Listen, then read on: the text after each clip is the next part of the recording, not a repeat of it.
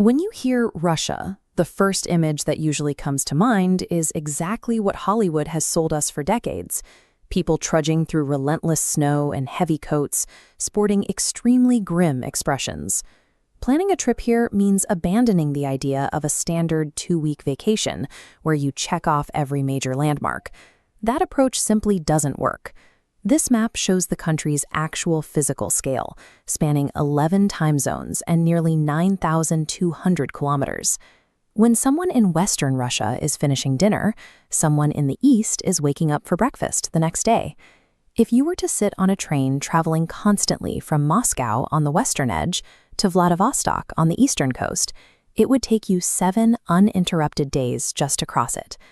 That physical reality forces a stark choice on anyone planning a visit. You have to decide between navigating the high-density cultural hubs in the West or committing to the extreme geographical scale of the East. Traveling here is a constant battle between scale and depth. You have to strictly align your itinerary with a specific travel philosophy, or you'll spend your entire trip exhausted in transit. This comparison matrix breaks down the Imperial West. This route requires a direct trade-off. You sacrifice physical comfort to gain access to history and architecture. In Moscow during the winter, temperatures routinely drop to -20 degrees Celsius. The reward for enduring that freezing weather is getting pristine, nearly uncrowded access to the city's architectural marvels. And those marvels are a sharp contrast to the gray stereotype. Buildings like St. Basil's Cathedral and Red Square look less like a church and more like something constructed out of ice cream cones. On the opposite end of the seasonal spectrum is St. Petersburg in the summer. During the white nights, you gain nearly 24-hour daylight, but you pay for it with peak season pricing, massive tourist crowds, and disrupted sleep schedules. The city leverages that endless twilight. Even at 1 in the morning, crowds gather to watch massive illuminated drawbridges open up for ship traffic. The architecture here is built on an imperial scale. The Winter Palace alone dominates the city center. That palace houses the Hermitage Museum.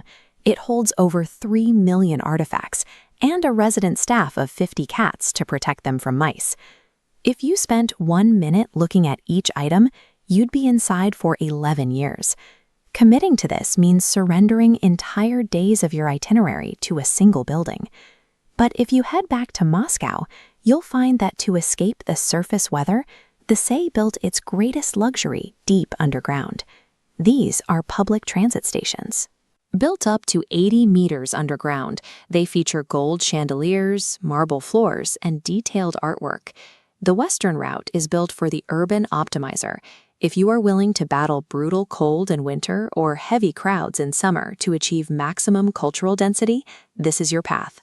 Regardless of the city, every visitor has to navigate a significant psychological barrier, the absolute prohibition on casual public smiling.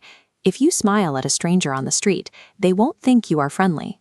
Local norms dictate that smiling without a specific reason is a sign of foolishness, or worse, that you are secretly mocking them. You are expected to maintain a serious public face.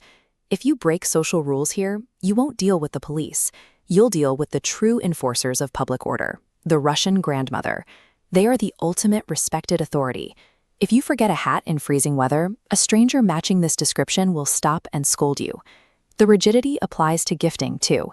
If you buy flowers for a host, you must give an odd number.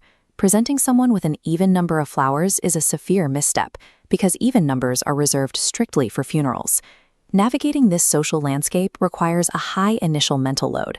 But the trade-off is that once you break through that stoic exterior and befriend a local, you earn a level of deep, protective loyalty that is hard to find anywhere else. This updated matrix shifts our focus to the Siberian East.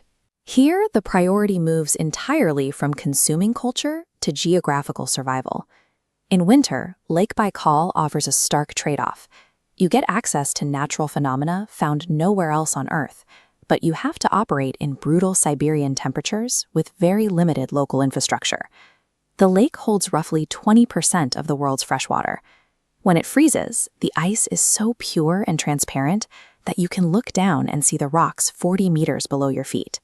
Standing on it feels less like walking on a frozen lake and more like hovering in midair over a giant pane of cracked blue glass. Getting to these remote areas often involves the Trans-Siberian Railway. The reward is grasping the true, staggering scale of the country. The sacrifice is spending 7 continuous days confined to a train car. You will cross 8 time zones in a single trip, rolling endlessly through deep wilderness, mountains, and isolated outposts. Out here, the food changes to match the environment. You leave behind cosmopolitan dining for high-calorie, warming survival meals, like thick pink beetroot borscht and local omul fish, heavily smoked to preserve it through the freezing winters. And the eastern route requires strict commitment. It is built for the extreme adventurer, who is willing to trade standard comforts and easy logistics for highly exclusive, high-friction experiences. This flowchart maps your constraints directly to the ideal region, so you can avoid a catastrophic planning error. First, if you have a tight window of 1 to 2 weeks and your priority is architecture and history, lock in the Imperial West. Stick to Moscow and St. Petersburg. Second, if you want something alien and can tolerate severe cold and long flights, choose a winter Baikal expedition. Finally, if you value the journey over the destination, commit to the Trans-Siberian Railway. Whatever you do, do not cross these streams. An urban optimizer will be miserable trapped on a 7-day train, and an extreme adventurer will be bored out of their mind waiting in line at an imperial museum.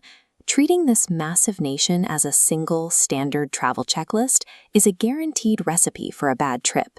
Success here means accepting the geography, picking your philosophy, and optimizing your route for that specific reality.